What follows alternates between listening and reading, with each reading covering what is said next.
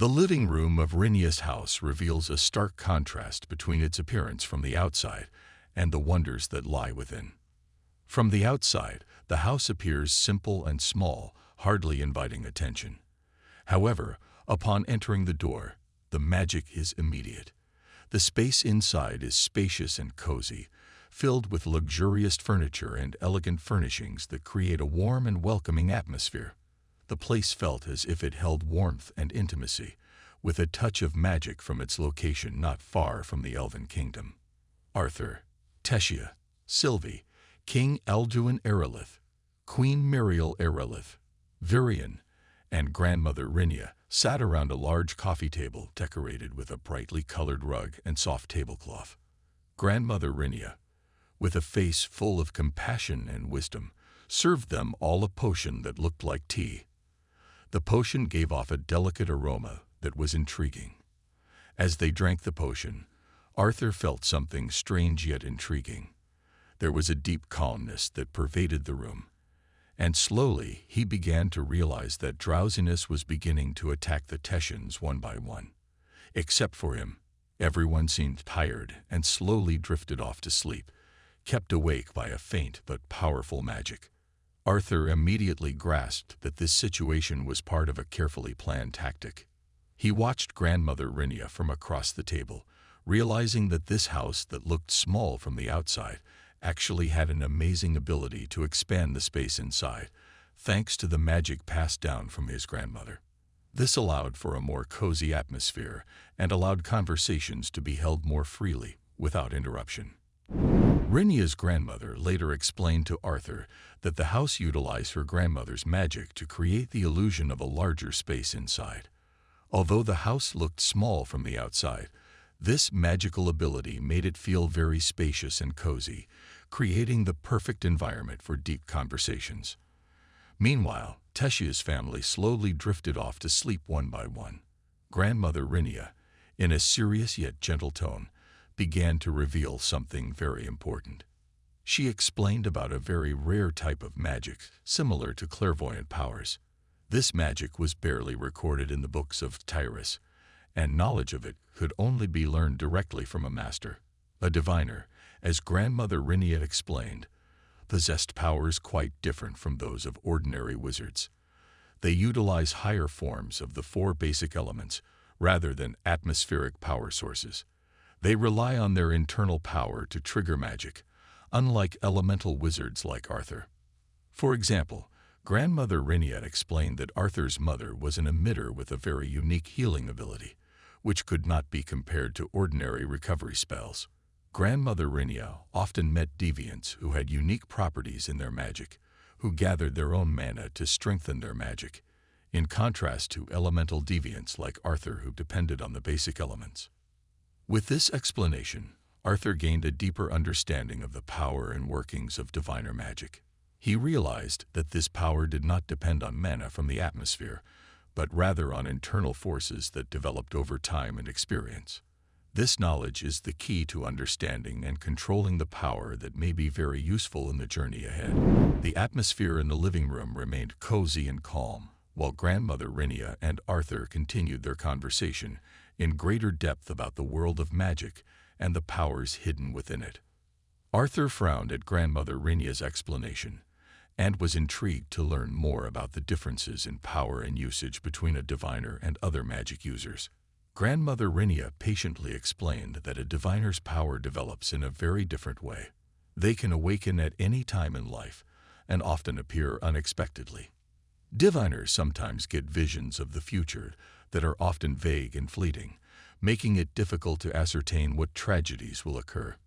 Arthur asked if these visions of the future didn't drain mana.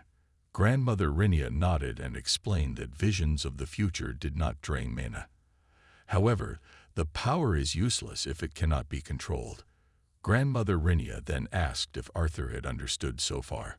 Arthur thought for a moment before continuing his question about the spell that Grandmother Rinya used when Arthur was young. The spell could locate his parents and allow him to speak with them. Arthur asked if the spell involved divine powers. Grandmother Rinya nodded and explained that the spell was an example of the divine power she used to project an image. Through this projection, she was able to give information to the person in question, which allowed Arthur to speak with his parents. Arthur still seemed confused and asked how grandmother Rinya's core mana did not support this power. He wanted to know how she did it. Grandmother Rinya smiled gently and explained that diviner powers often involve their own age. With age, the power can develop further and sometimes comes into its own without requiring support from the mana core directly. Arthur pondered, trying to make sense of the information. He concluded that divine powers were something that developed and could appear in various forms with age and experience.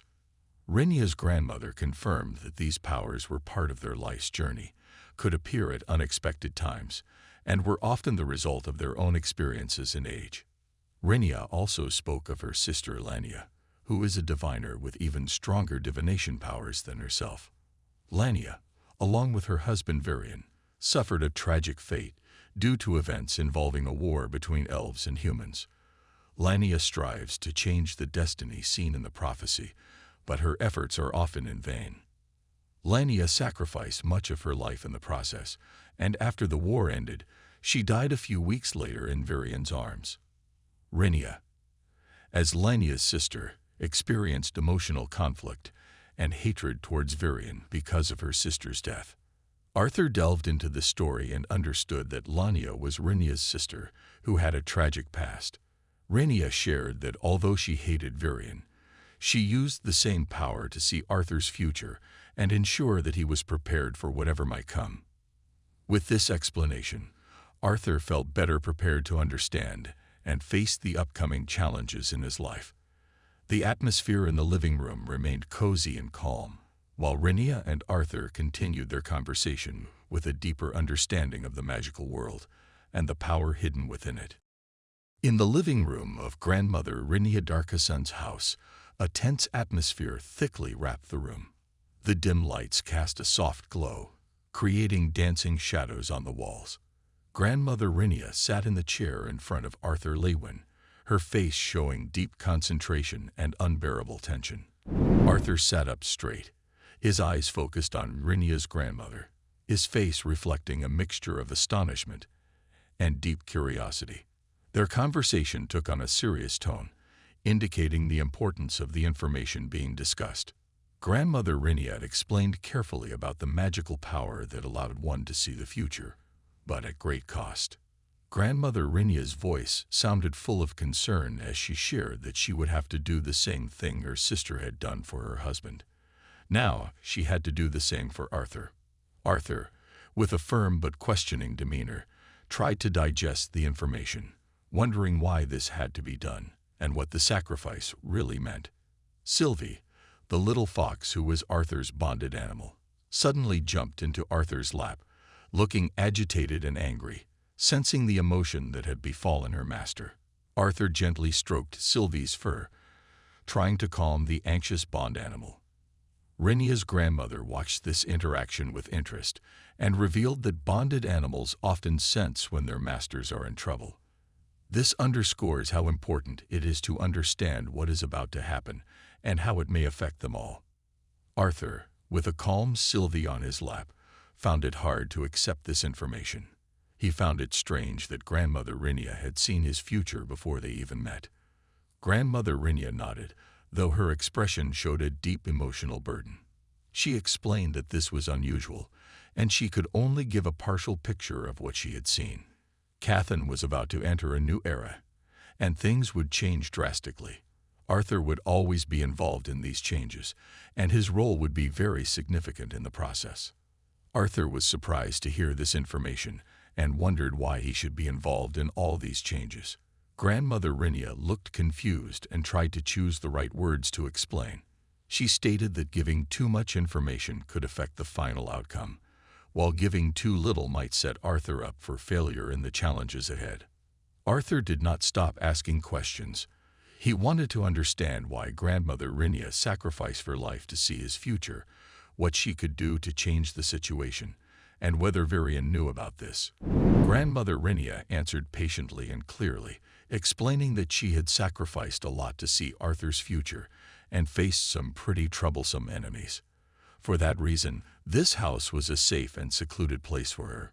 Grandmother Rinia hoped that Arthur could bring good news and understood that the future would be full of difficulties and enemies.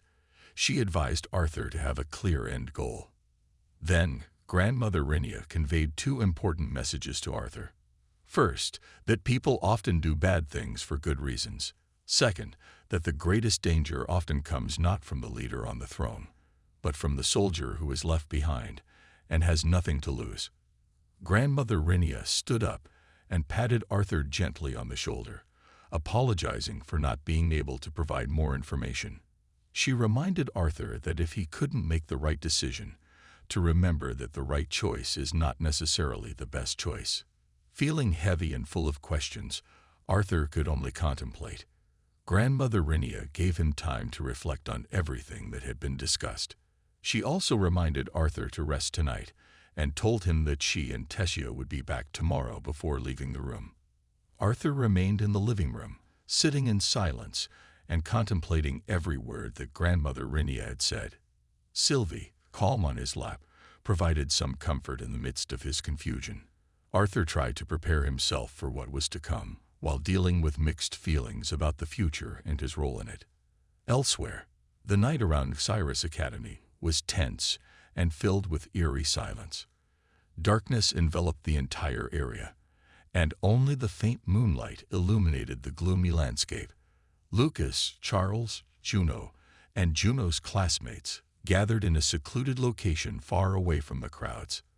They stood amidst the darkness, a serious and tense atmosphere enveloping them. In the center of the group, Lucas held a small green object in his hand. It was something that had once been used by Marcos, but Marcos was unable to withstand it and eventually died. Lucas offered the object to Charles in a challenging tone, hoping to see their reaction. Charles turned his face away, refusing to look at the object, showing a deep sense of reluctance and uncertainty. Lucas, impatient and frustrated, continued to urge the three men, accusing them of cowardice and shame for not having the courage to try it.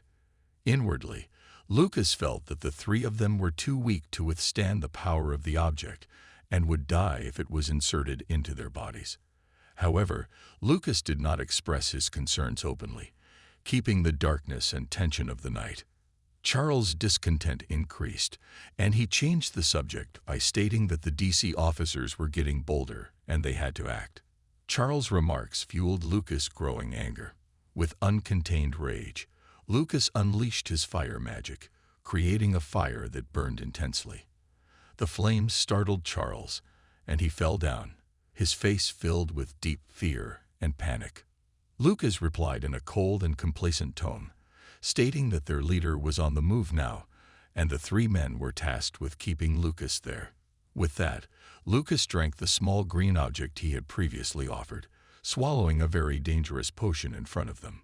The immediate reaction of the potion took the three by surprise, seeing Lucas visibly slumped over and in severe pain. Juno, with a worried and panicked face, observed Lucas anxiously. He commented that Lucas seemed unable to resist the potion. Just like Marcos, classmate Juno, who felt that it was worth coming to watch, said that Lucas really wanted to die and suggested not to waste their time. However, Juno, who had originally intended to fight back, was now filled with fear and tried to run away. In those tense seconds, Lucas kills her viciously, showing horrific cruelty.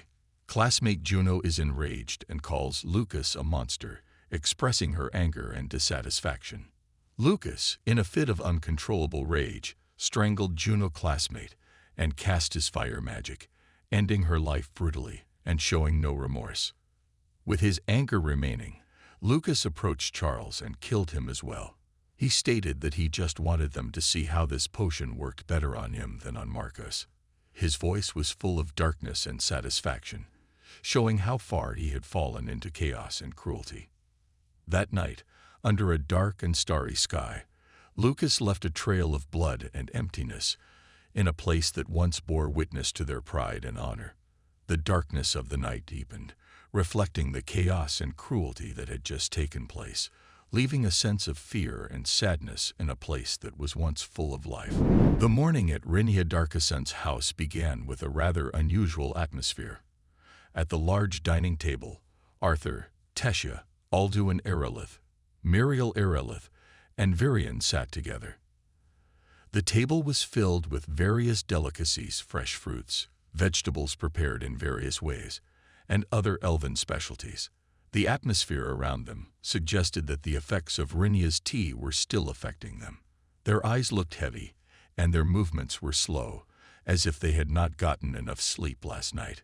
Arthur, who was trying to shake off the drowsiness, stared at the dishes in front of him with a hunger that was slightly hindered by fatigue. Tessia, who sat beside him, also looked lethargic, but did not lose her gratitude for the meal. Light conversation began to take place at the table, with casual topics flowing between them as they tried to overcome the effects of the tea that had knocked them out for the night. Rinya stood up from her chair and, with a meaningful smile, pulled out a small box adorned with a ribbon. Rinya held the box out to Tessia with enthusiasm. The box contained a beautiful bracelet adorned with distinctive symbols and elegant designs. Rinya explained that the bracelet was a special beast seal that would be of great benefit to Tessia. Arthur, listening to the explanation, couldn't help but smile. Rinya explained that this bracelet was not a common item, but they were lucky enough to have it here. Tessia looked surprised and very happy when she received the gift. Her face lit up as she looked at the bracelet, and then looked at Rinya with deep gratitude. This moment added to the warmth at the table, and they began discussing how the bracelet would help Tessia in her upcoming adventures and planning the way forward. Arthur, while munching on his breakfast, continued to talk about the various plans and preparations that needed to be made. Tessia, with the new bracelet on her wrist, felt more prepared and excited for the challenges ahead. Rinya, with a satisfied smile, looked at everyone with pride and hope. Amidst this relaxed atmosphere, they all realized that although there was a lot to face in the future, moments like these, genuine gifts and togetherness, were an important part of their journey. They enjoyed their breakfast, celebrated their new gifts, and prepared themselves for the days ahead. The sun begins to creep up into the sky as morning turns to afternoon at Rinya Darkasen's house. After a breakfast full of delicacies and small talk, a warm and welcoming atmosphere surrounded Arthur, Tessia, Alduin Erelith, Muriel Erelith, Virian, and Rinya. They moved toward the portal that would take Arthur and Tessia back to the city of Cyrus, continuing their farewell with respect and friendship.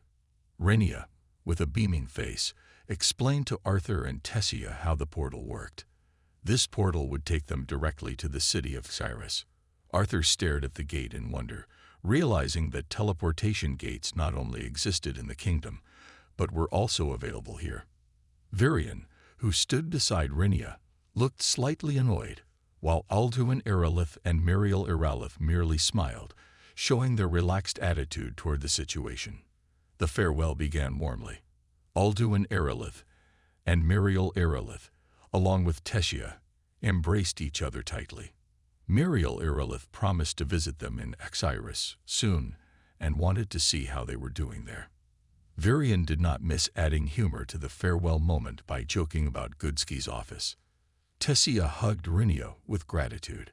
She felt very appreciative of everything Rinya had done. Rinya returned the hug warmly, expressing her hope that they would visit again in the future. When the time came, Arthur, Tessia, and Sylvie, Arthur's little pet fox, stood before the teleportation gate. Blue light flashed, enveloping them in a magical aura. Arthur felt the vibrations around him as the portal began to activate. With a single step, they entered the gate that emitted a mysterious glow. In the blink of an eye, they were in the city of Cyrus. Arthur and Tessia stood in front of a large, towering gate that marked the entrance to the city of Cyrus. After a mesmerizing teleportation process, they were now in a city that was full of life and beauty. The sky above the city was filled with the stunning colors of the aurora constellations that stretched out, providing a truly breathtaking view. Tessia surveyed the surroundings with deep curiosity. Although there were no guards at the city gates, she realized that this kind of situation might be common during the Aurora constellation, when many staff were on leave and trade in the city was blocked. On Arthur's shoulder, Sylvie, a loyal little fox, sat quietly. Her presence added a sense of familiarity and warmth to this new atmosphere. Sylvie raised her head, her bright eyes gazing intently at the sky. Tessia followed Sylvie's gaze, her face filled with admiration. The Aurora constellations were truly amazing and different from anything she had ever seen before. However, Sylvie suddenly made a small sound, showing uncertainty. The sky that looked like it was cracking added an element of mystery that made Arthur and Tessia feel wary. They stood there, musing about what this strange celestial phenomenon meant and what might happen next in the city of Tyrus. After a grueling journey from the city of Cyrus, Arthur and Tessia finally arrived at Arthur's home, a house that was grand and warm, reflecting his personality and status. As soon as they stepped into the house, they were greeted by Arthur's friends with undeniable enthusiasm and warmth. Amongst the crowd, a blonde woman who looked cheerful and full of energy immediately ran towards Arthur. Without hesitation, she embraced him affectionately, implying their intimate closeness. Tessia's presence next to Arthur made him feel a little jealous of the attention Arthur was receiving from her. The woman greeted Arthur with great joy, and after hugging Arthur, she turned to Tessia and hugged her as well. She praised Tessia warmly, calling her the cutest little elf. Tessia, who had initially felt angry with jealousy, now felt a little calmer after receiving such a friendly welcome. Arthur laughed at this unexpected situation, feeling comfortable and happy with the festive welcome from his friends. Amidst the chaos, Arthur's father, an authoritative man with a fatherly aura, came over and invited them into the house in a warm yet firm tone. As they stepped into the house, Elia, Arthur's younger sister, appeared from the direction of the stairs. With a joking look, Elia greeted him jokingly, commenting on Arthur's return home unharmed from his adventure. Arthur felt slightly annoyed but also smiled at the greeting. Elia then turned her attention to Tessia, welcoming her in a friendly and caring manner, stating that they had already heard a lot about her. The atmosphere inside Arthur's house is intimate and loving, indicating that even though they have just arrived, they have been welcomed with open arms by Arthur's family and friends. These colorful interactions provide a clear picture of the relationship dynamics within their social sphere, as well as implying how important Tessia's presence is in Arthur's life. Arthur and Tessia step into the house, accompanied by a warm and caring atmosphere from Arthur's family and friends. Despite the festive welcome, Tessia seems hesitant and remains silent, holding back from the feelings that overwhelm her. As they passed through the beautifully decorated living room, Tessia finally mentioned that she was only stopping by for a moment. She explained that she had to go back to school soon as she had a lot of student council work pending, and she also wanted to see Director Goodsky. Tessia expressed her gratitude for the invitation. Arthur, who was standing beside her, immediately looked at her with concern and asked if there was any problem. Tessia explained her desire to ask Director Goodsky for help on how to use the bracelet given to her by Grandmother Rinia. She felt sad that as the head of the student council, she shouldn't be having fun while there was unfinished business at school. Arthur pondered for a moment, remembering his promise to Grandpa Virion to always be with Tessia, especially since most of her magic was sealed away. In an understanding tone, he told Tessia not to be so hard on herself and assured her that they would find time for everything. Tessia smiled, punched Arthur's arm lightly with a chuckle, and said that she was fine and would only be staying for the night. Arthur reminded Tessia not to work too hard, as her core was still a little unstable, and suggested that she get plenty of rest. Alice Lewin, Arthur's mother, appeared from the direction of the kitchen with a gentle smile. She looked at Tessia attentively and immediately took out a warm scarf from her hand. Alice gave the scarf to Tessia in a warm tone, wishing that Tessia could stay longer, although she understood that Tessia had urgent work. Tessia mumbled nervously, said a heartfelt thank you, and waved goodbye to them all before walking out. When Tessia left, the atmosphere in the house was once again warm and full of togetherness. Arthur and his family watched Tessia leave with a mixture of pride and worry, cherishing every little moment they had together. After Tessia left, the atmosphere in Arthur's house turned very cheerful. Arthur's father's friends who hadn't seen each other in a long time now gathered around the dining table, enjoying the food with gusto. Their laughter filled the room, and a little chaos began to emerge along with their excitement. The food seemed insufficient to contain all the positive energy emanating from them. Arthur, standing at the side of the room, looked at the commotion with a small smile on his face. He was enjoying this relaxing moment, feeling the warmth and togetherness that filled his home. This atmosphere provided a refreshing contrast after the farewell to Tessia and the serious conversation. As chaos grew in the house, a middle-aged woman, who appeared to be a friend of his mother, approached Arthur. In a gentle yet firm tone, the woman asked for permission to talk for a while outside. Arthur followed the woman out of the house, and they stood on the quiet terrace. The woman, introduced as Helen, asked if Arthur was as worried about his mother as his father was. Arthur nodded, his face showing deep concern. Helen looks at him with understanding, advising that Arthur should keep going towards what he wants and understand what he is fighting for. Helen's advice was in line with what grandmother Rinia had said the night before, giving depth to his personal reflections. Helen continued to make small talk about various topics before finally going back inside the house, worried that her friends might cause further damage. Arthur remained standing outside, smiling a little as he thought about the advice he had just received. Although the situation inside the house was full of chaos, he felt calmer and ready to face the challenges ahead. Arthur stood alone on his porch, surrounded by the crowds that filled the room inside. The tranquil atmosphere outside provided a sharp contrast to the excitement echoing inside the house. With the gentle evening breeze brushing his face, Arthur began to reflect, diving into a sea of memories and deep thoughts. He thought of memories of the past, times when his life was simpler and unencumbered by heavy responsibilities. Arthur asked himself about the purpose of his life and the real reason why he was born into this world. Each of these questions echoed in his mind, prompting him to reflect more deeply on what he really stood for. Arthur refused to accept the belief that he was merely a chess piece in a larger game, a view often associated with an unchangeable destiny. He felt angry and frustrated with the idea that his life was determined by forces far beyond his reach. He was determined to reject that view and decided to make his own destiny. Protecting the smiles and laughter of his loved ones became Arthur's main reason to keep fighting. In his mind, he realized that it was his true purpose. Arthur vowed that the destiny he would create was one of his own choosing, not the result of the decisions of gods or cursed forces.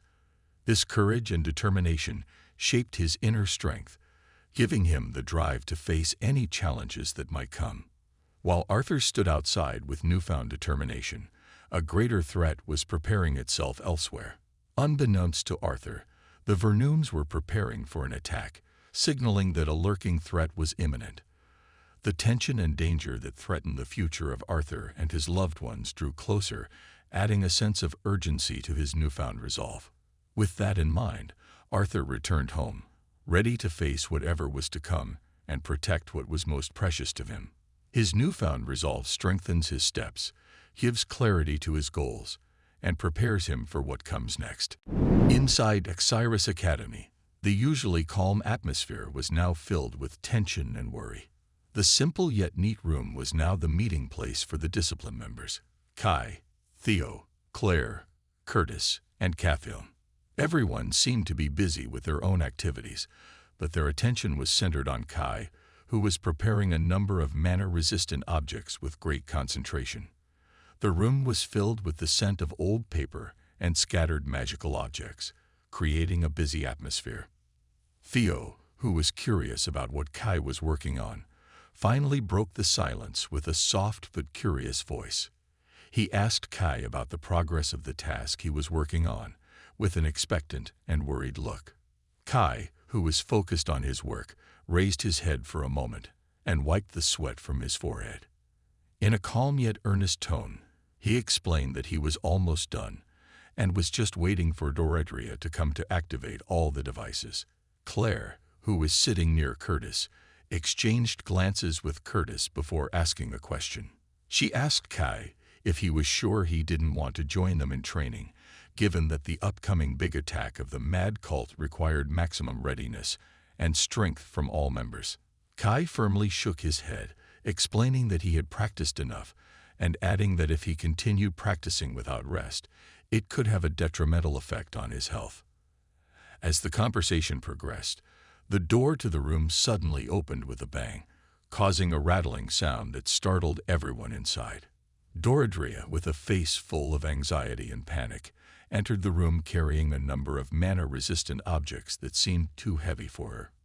Unable to bear the heavy weight, Doredria fell down, and the items scattered on the floor. Curtis swiftly jumped up to help collect the rolling objects, while commenting on the importance of being careful not to damage them. Claire, who quickly walked over to Doredria and helped her up, gave her encouragement and said that they would be very useful for their training once this was all over. She tried to calm Doredria down and reduce the tension in the room. With everyone now gathered, Theo turned his attention to Kai to immediately turn on the barrier. Kai, looking rather tense, began to perform the ritual to activate the barrier. The barrier appeared with a large red circle around them, while Kai remained outside the circle. Claire sensed that something was wrong with the red barrier, and Curtis anxiously asked Kai about how the barrier was different from usual. He asked Kai to turn it off if possible. Ferith, one of the members present and known for her calmness, tried to keep her composure and expressed concern that they needed to get out of the barrier before it was too late. Claire, with a frown on her forehead, realized that they might not be able to communicate with Kai from outside the barrier, so they were trapped inside it with no way to interact. As the pressure from the barrier increased, they began to feel a continuous attack. Theo tried to attack the barrier, but his efforts were in vain as the barrier seemed to be immune to regular mana attacks. Cathedral, who looked increasingly panicked, reminded them not to waste their mana and suggested looking for an emergency button that might be nearby. Claire immediately moved to look for an emergency button, and after a while, she found one that was unfortunately broken and not working. With the situation getting more precarious, the barrier attacked them more intensely. They fought with their mana power, but the battle was long and tiring, leaving them increasingly pressed. Claire asked her friends to move to the front of the gate immediately, worried that Kai might be in danger. Suddenly, their room was filled by the presence of Lucas and several black-cloaked priests who appeared with a terrifying aura. Lucas, with an evil grin on his face, informs them that Kai is one of the people who trapped them inside the barrier. Doredria immediately refuted Lucas' statement with a tone full of confusion and dissatisfaction, but Lucas gave her a cold stare and threatened that he could destroy them all very easily if they tried to resist. Without giving them a chance to answer or defend themselves, Kai launched a devastating attack that knocked everyone down with just one strike. Such a massive and deadly force made the atmosphere even more tense and chaotic. Claire, who fell beside Doredria, immediately tried to plan their steps to escape and find a safe place. Doredria, with a face of despair and exhaustion, revealed the difficulty in overcoming Lucas' strength that exceeded even that of a professor. Meanwhile, they continued to fight against Lucas, who was much stronger than them. Lucas, who seemed increasingly pleased with the chaos caused, brutally strangled Theo and knocked him to the floor roughly. Lucas smiled with satisfaction as the object in his hand indicated that his target had arrived. He announced that his target was in sight, and then left them with a more important mission, exiting the room with a confident and satisfied stride. Kai, frustrated and angered by Lucas' attitude, protests and questions where Lucas is going, given their agreement to capture the members of the discipline. However, Lucas leaves without giving a satisfactory answer, only mentioning that he has a more important mission to take care of. Inside the barrier, they see Lucas' departure and soon realize that some new people have come to tell them that they need to leave immediately. Theo and Kathum began to perform defense spells so that they could get out of the increasingly pressing barrier. Outside, they continued to fight against the growing number of hooded people. In a fierce and exhausting battle, Claire shouted for her friends to get out quickly while she continued to hold back the enemy so that they could escape. Theo, with a determined look on his face, refused to leave Claire there and insisted on staying together. However, Claire firmly asked Theo and Doradria to leave immediately for the safety of all of them. Doradria and Theo finally ran, but they were confronted by new enemies. Fortunately, Ferrith came to their aid, leading them on their escape. As they continued to run at full speed, Claire shouted for them to scatter and find a professor in a safe place. Suddenly, there was a huge explosion at Cyrus Academy, adding to the chaos and danger around them. Elsewhere, Tessia was on the train heading to Cyrus Academy, feeling her body imbalance and mana core fatigue. She hoped that Director Goodsky could help her with Rinya's bracelet. Just as the train was about to arrive, there was a huge explosion that shook the ground. Tessia got off the train quickly, trying to see what was happening. However, as she tried to move further, another large explosion shook the ground around her, causing her to fall to the ground. As he looked towards the source of the explosion, he couldn't believe what he saw: Lucas standing before him with a smug grin. Lucas, now a real threat, stood in front of Tessia, who was now alone and trapped in a very dangerous situation. On a dark and tense night, Cyrus Academy faced a massive attack that shook the entire campus. A sky covered in black clouds enveloped the academy, while lightning occasionally split the darkness, illuminating a scene full of destruction. A wave of attackers led by Dranovi, a cultist leader known for his brutality, had launched a perfectly planned assault. The group consisted of terrifying hooded men and savage monsters from the dungeon who charged in with terrifying force. Their every move shattered the peace that once existed in the academy, turning it into a chaotic battlefield. The majestic buildings that once stood tall with pride now crumbled in horrific ruin. The solid stone structures, the halls that were once places of gathering and learning, and the beautiful, colorful gardens were now nothing but rubble. A raging fire engulfed the remains of the building, creating a fiery red glow that illuminated the dark night. Black smoke billowed into the air, adding to the gloom. Screams and shouts, the loud clashes of battle, and the thunderous sounds of explosions filled the air, creating an eerie symphony of destruction. The atmosphere that was once full of excitement and joy of learning had now turned into a sea of chaos and panic. In the midst of the chaos, a hooded man, the leader of the attacking group, issued a threat that echoed throughout the campus. His deep, hateful voice crashed through the air, breaking the noise of the night with his chilling words. He ordered the students to surrender and swear allegiance to their cause if they wanted to avoid more devastating attacks. The threat was delivered in a tone full of anger and hatred, threatening to destroy the elven and dwarven mana cores if his demands were not met. His voice contained a deep sense of hatred, and his words were accompanied by a cold tone that added to the tension. Meanwhile, Elijah, a student who was hiding behind a collapsed wall, watched the ensuing chaos with deep shock and panic. His pale face showed an expression of disbelief as he realized the severity of the situation. In his mind, he wondered how Director Goodsky could have let the situation get so bad. Cold sweat ran down his forehead, and his anxiety deepened at the sight of this well-planned and brutal attack. Every explosion and scream added to the fear and confusion in his heart, making him feel even more depressed. Amidst the commotion that engulfed the academy, there was a voice pleading for help filled with fear and despair. The voice immediately caught Elijah's attention, and he immediately ran towards the source of the voice.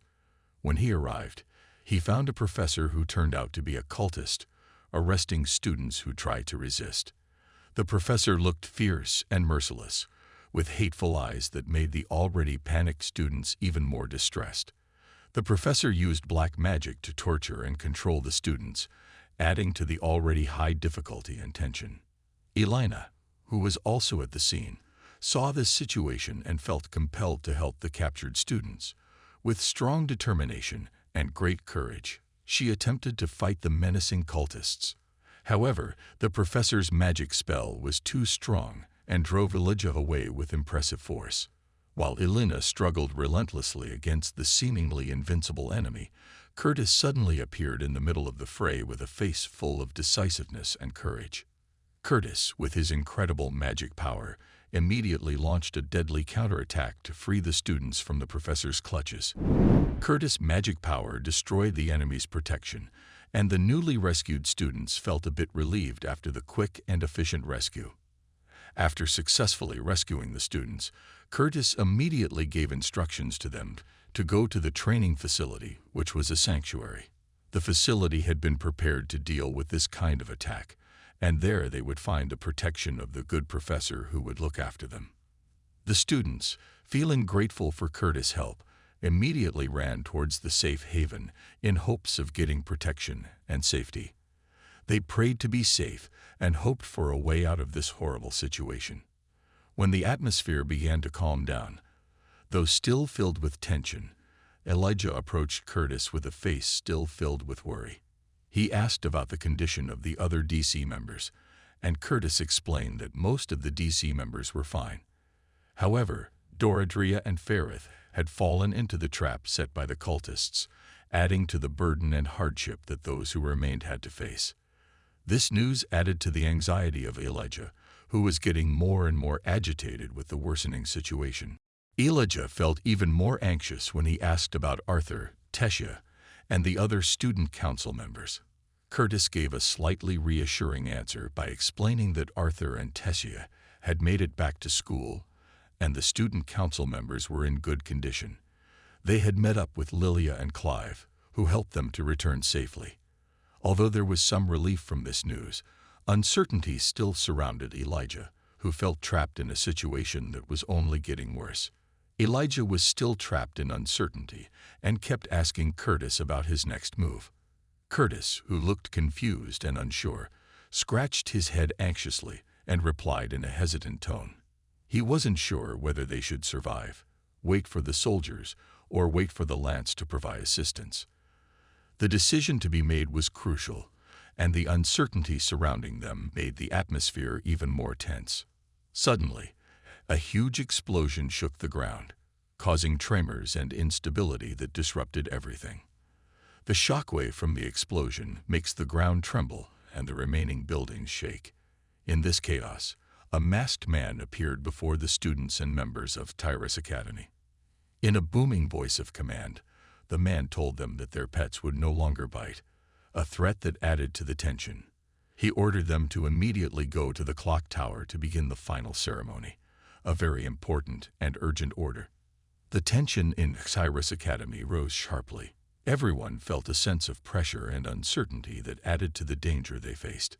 In an atmosphere of threat and confusion, they hoped to find a way out of the looming crisis. Their every step was heavy, and the hope of survival in the midst of this chaos seemed increasingly slim.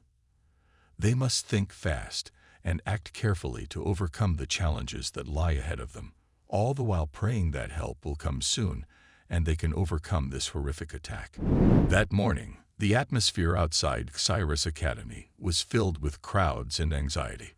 Parents of students who had come to drop off their children at this famous academy found themselves stopped in front of a frightening-looking barrier. The barrier, a magical wall that protected the academy from outside threats, was firmly blocking their access. Most of the parents looked confused and worried. They had never seen a barrier like this before, and anxiety began to spread among them. Some parents tried to approach the barrier, hoping to enter and ensure their children's safety. However, they were soon confronted by a group of guards who stood tall around the barrier, ready to deal with any attempt to enter the restricted area. One of the guards, a man with heavy armor and a serious expression, stepped forward. He looked at the parents with a calm gaze and explained the situation. He apologized and stated that they could not let the parents in. He explained that they were trying to break through this barrier and asked the parents to remain calm and stay away from the area. The guard's voice sounded authoritative, but calm. He tried to explain briefly without giving too much detailed information. The parents, although not entirely satisfied with the answer, seemed to be forced to accept the reality and back off a little. On the other side of the barrier, a group of guards gathered to discuss the ongoing situation. They spoke in serious tones, discussing their progress in breaking through the barrier. This barrier was definitely different from the ones they had faced before. Unlike the barrier of the Mage Guild or Gut Artificer, this barrier was much stronger. The guards took note of every detail they encountered about the barrier, trying to understand its uniqueness. They knew that every barrier had weaknesses and patterns that could be exploited, but this barrier seemed to be particularly complex. One of the guards asked in a hopeful tone about the possibility of breaking this barrier. They considered using a beam drill from Diston's artisan branch, which was famous for its expertise in hacking magic power. However, technical problems began to arise, and their progress became hindered. The guards were frustrated. They had prepared tools and strategies, but this barrier challenged their every effort. They began to doubt whether the beam drill was really effective in the face of the barrier's power that they had never seen before. The discussion then led to the possibility of asking for help from the Lances, the elite knights and mages known for their extraordinary powers. They considered asking for help from the Lances, but there was concern that they were currently facing a continent-wide incident.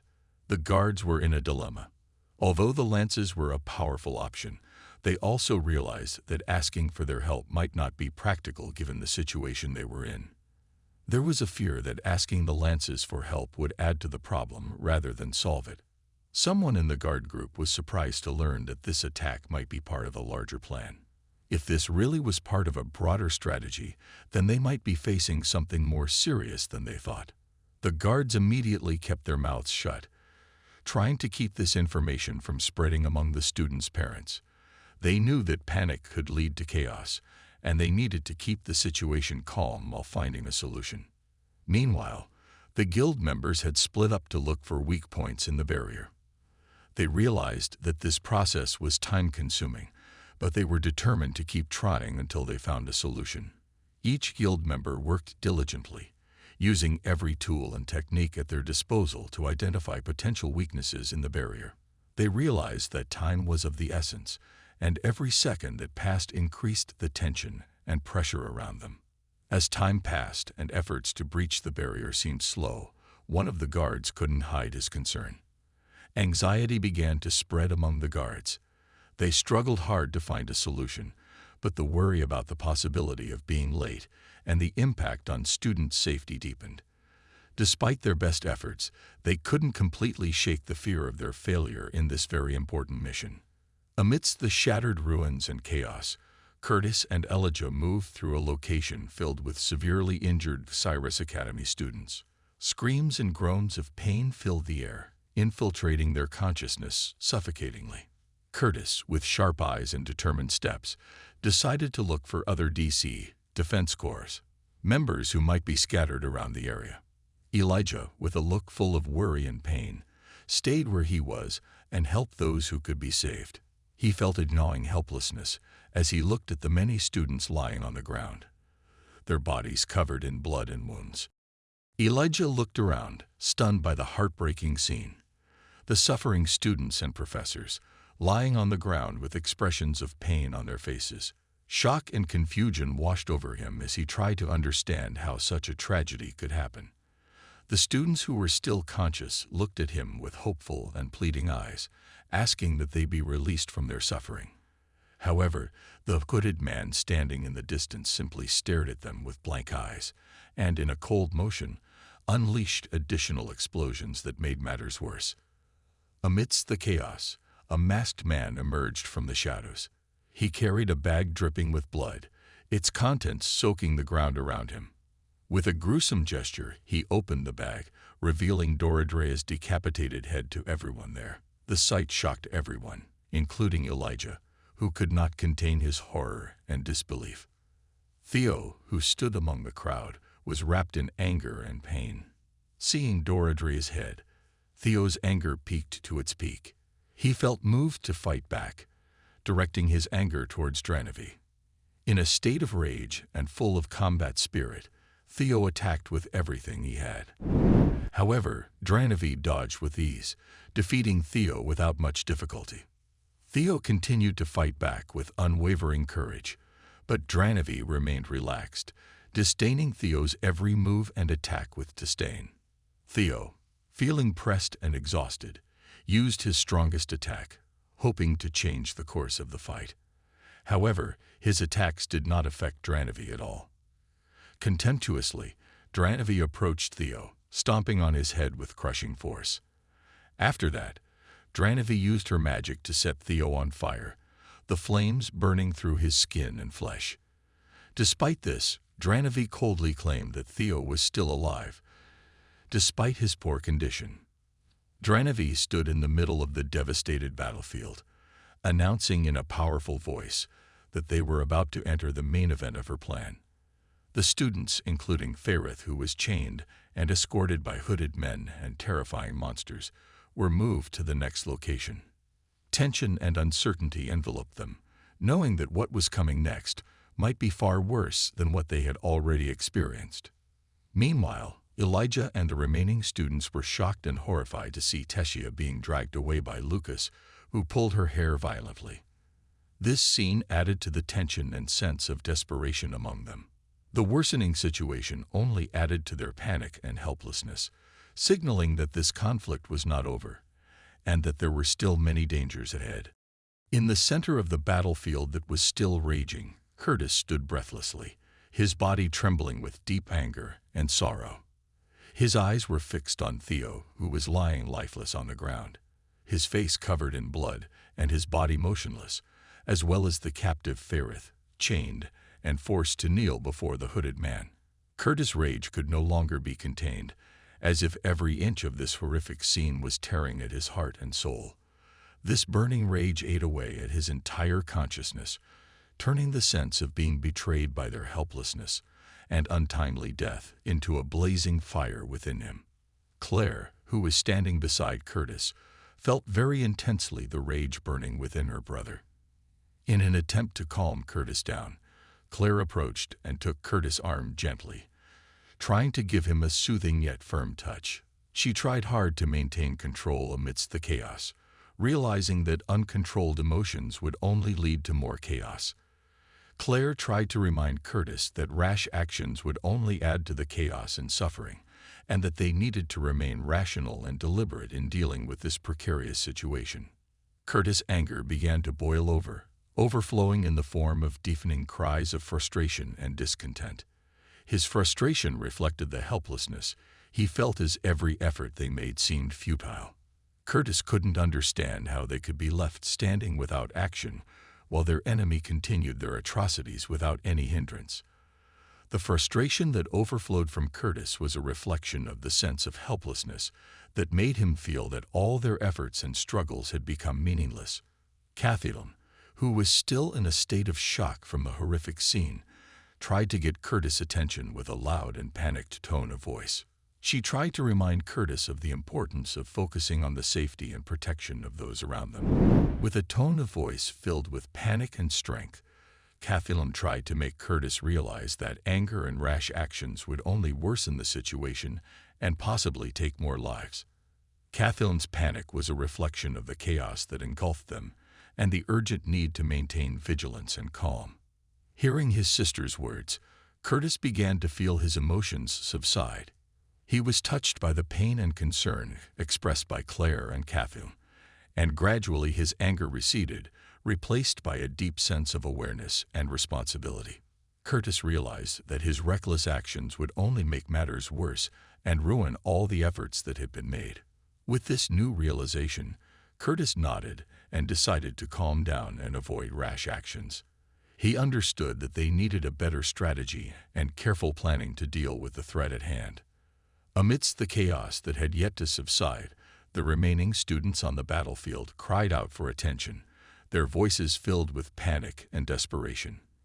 Ferith, who was chained and forced to her knees by the hooded man, looked desperate and depressed, trapped in a situation from which there was no escape. Meanwhile, Teshia was dragged by Lucas with brutal rudeness, her hair pulled mercilessly. The situation deteriorated rapidly, adding to the sense of panic among the students, and making Curtis, Claire, and Catherine feel even more distressed by the increasingly grim and difficult-to-face circumstances. The students who still had the ability to cry out for help and express their pain in the increasingly precarious situation.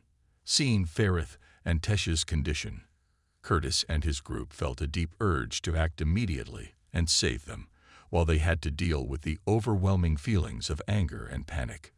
Elijah stood at the edge of the chaotic battlefield, his eyes glued to the figure of Teshia, who was pinned down in an extremely dire situation.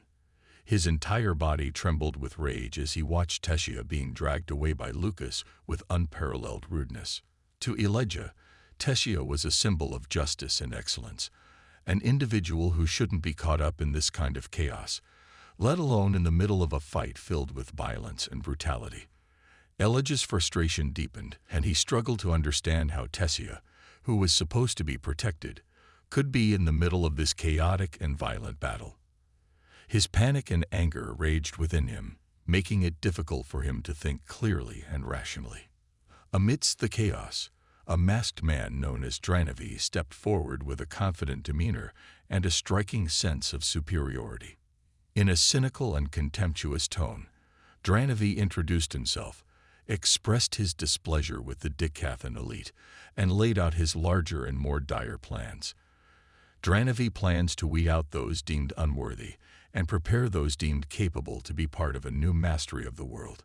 Dranavi's speech is full of condescension, making clear her hatred for a world she finds unworthy. Dranavi demonstrates her terrifying power by unleashing an enormous and terrifying fire element.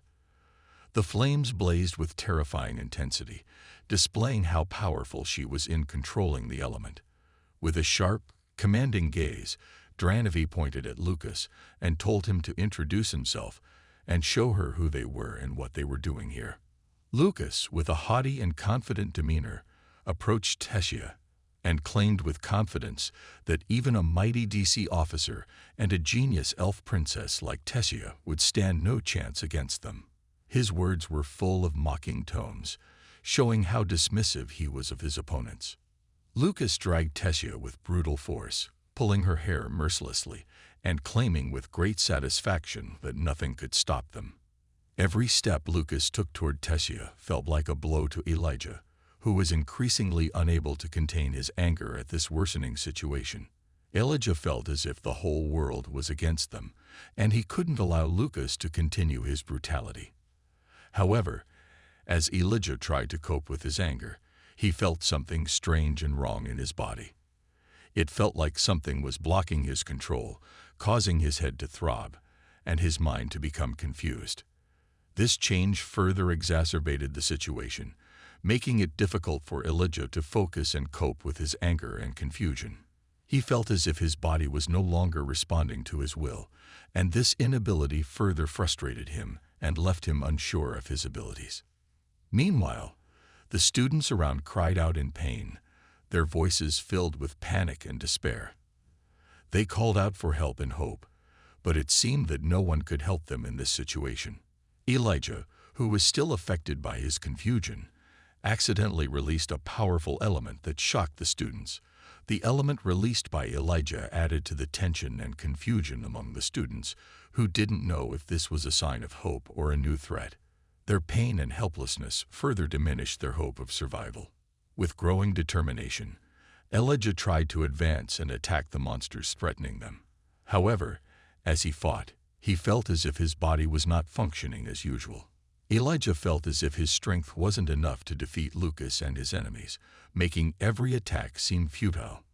Panic and frustration overcame him, leaving him feeling trapped in incompetence and confused about his own identity and abilities. Eventually, Elijah suffered a serious loss in the fight. His scared and bloody body fell to the ground, feeling that his efforts had been in vain. In a state of near despair, he could only hope in Arthur, wondering where Arthur was and whether he would come to save them all. Claire stood at the corner of the chaotic battlefield, her body feeling heavy and stiff from stinging fatigue. In the darkness of the night enveloped by chaos and emptiness, her mind drifted back to the profound teachings of her family, Bladeheart. Teachings of humility, loyalty, determination, and courage, values that had guided his life all along. Now, in the midst of this tense and threatening battle, Claire felt as if she was unable to move freely, and she doubted the extent to which she had managed to internalize and apply those teachings in this extreme situation. While gazing around the dark and chaotic battlefield, Claire felt as if her body was unable to respond to her mind's commands. The stinging pain throughout her body and the crushing fatigue made her feel depressed, as if the emotional and physical burden she was bearing was overwhelming. She wondered in her heart if she was really worthy of upholding her family's teachings in the midst of such a stressful and dangerous situation. On the other hand, Professor Grenier, swiftly and determinedly, led the effort to open the way after the barrier that had been protecting them was finally destroyed.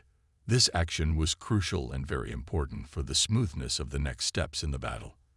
However, Professor Glory, with a worried tone of voice, reprimanded Grenier and emphasized that he should pay attention to the worsening condition of his wound. Glory firmly stated that Grenier could not continue to endure this condition and must ensure his own safety first before proceeding. Grenier, despite being clearly injured and exhausted, still showed unwavering determination.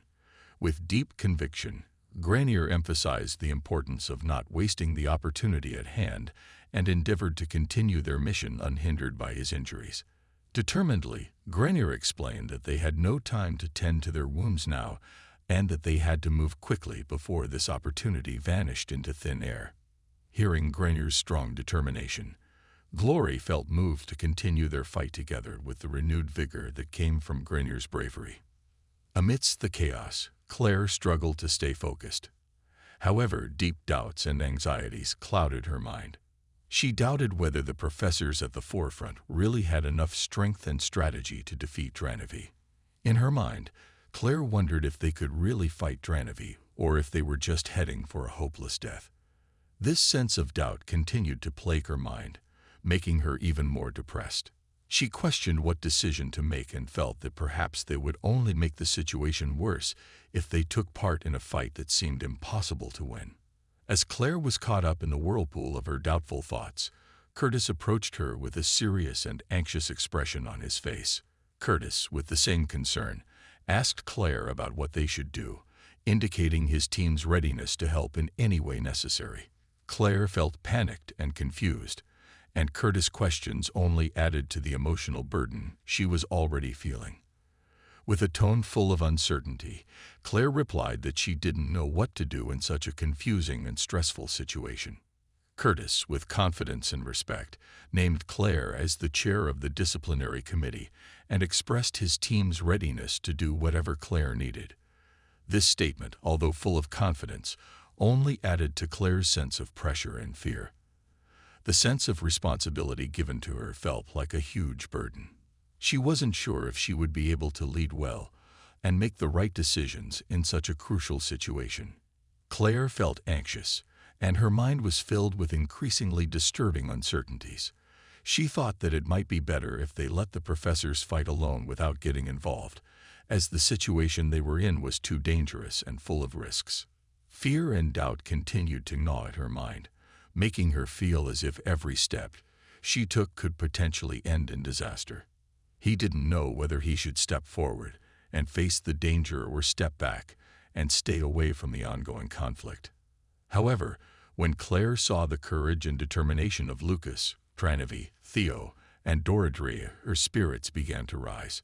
Seeing how hard the professors fought and sacrificed, Claire felt a strong urge to act.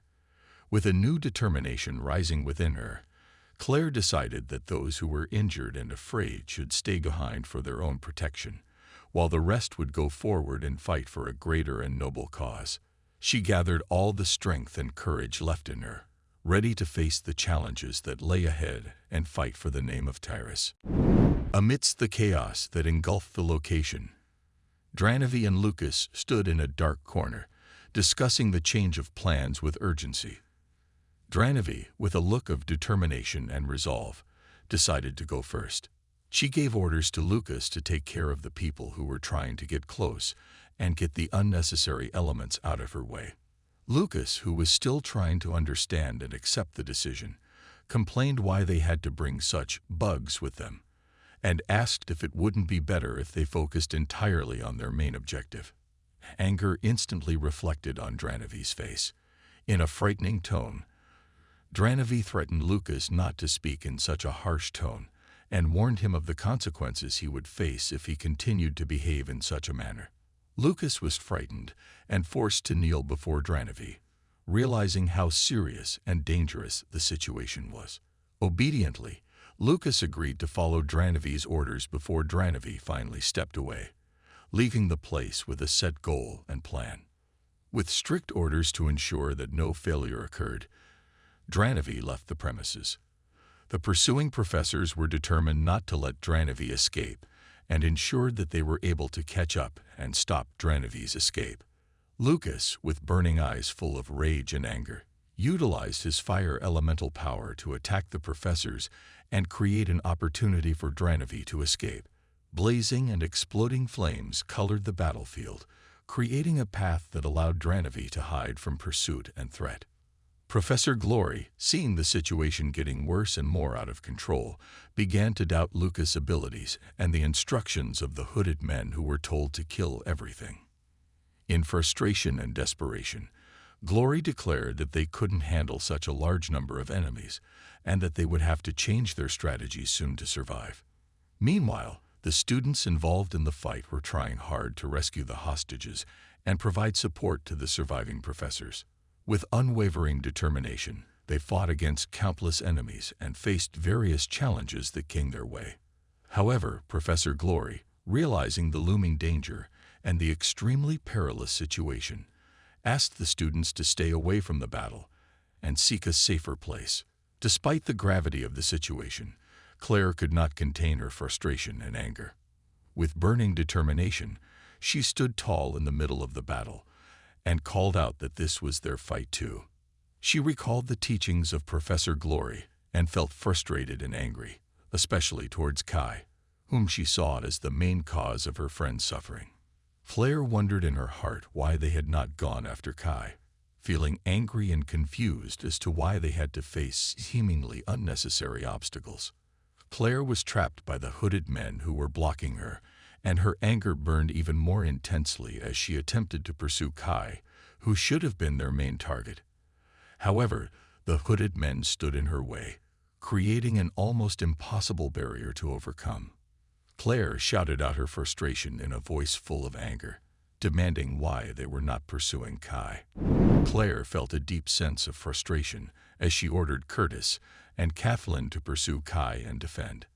However, the situation worsened, and Claire felt that it was too late in getting the help she needed.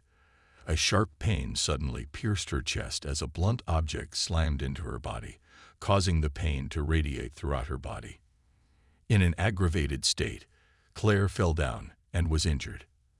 At that critical moment, Arthur appeared with Sylvie in dragon form. Sylvie swiftly jumped into the battle, providing much-needed assistance. Arthur and Sylvie's presence provided some hope in the midst of the crisis, providing crucial support for Claire and the remaining students. With a serious and determined look, Arthur began to guide Claire and the others. His firm voice sought to provide encouragement amidst the chaos. With the help of Arthur and Sylvie, Claire felt a renewed sense of urgency to act despite the dire circumstances. Together, they faced the challenges at hand, fighting with renewed vigor to overcome what seemed to be an increasingly difficult situation.